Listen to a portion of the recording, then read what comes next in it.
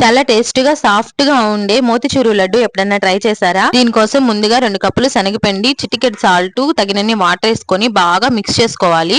ఇది బాగా మిక్స్ అయ్యాక ఉండలు లేకుండా ఈ కన్సిస్టెన్సీకి వచ్చాక పొయ్యి మీద కడాయి పెట్టుకుని అందులో ఆయిల్ వేసుకుని ఆయిల్ వేడెక్కాక నేను చూపిస్తున్న విధంగా శనగపిండి మిశ్రమాన్ని వేసుకోవాలి.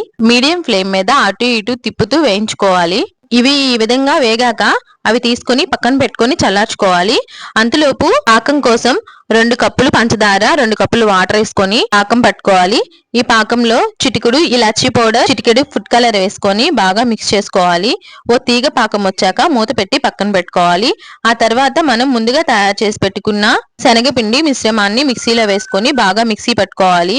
ఈ విధంగా మిక్సీ పట్టుకున్నాక ఆ మిశ్రమం మొత్తాన్ని ఈ పాకంలో వేసుకొని బాగా మిక్స్ చేసుకోవాలి. ఇందులో పుచ్చిపప్పు వేసుకొనైనా ఉండ చుట్టుకోవచ్చు, లేదంటే డ్రై ఫ్రూట్స్ కొంచెం నెయ్యి వేసుకొని అందులో వేయించుకొని ఆ డ్రై ఫ్రూట్స్ అన్నా కలుపుకొని ఉండలు చుట్టుకోవచ్చు.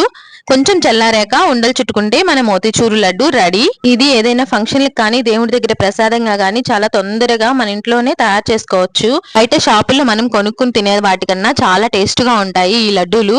వీడియో నచ్చితే లైక్ చేయండి, సబ్స్క్రైబ్ చేయండి.